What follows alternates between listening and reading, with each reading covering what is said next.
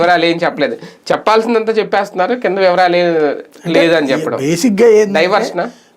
బాబు గారిని ఎలివేట్ చేయాలి.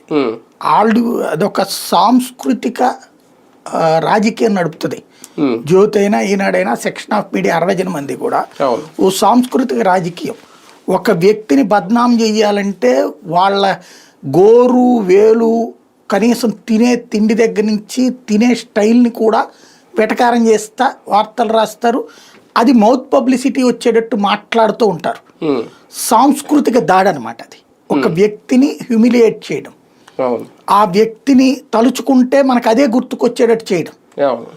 అదే సందర్భంలో ఒక వ్యక్తిని దేవుణ్ణి చెయ్యాలన్నా సరే వీళ్ళే చేయగలుగుతారు. అది సాంస్కృతికమైనటువంటి ప్రమోషన్ అనమాట.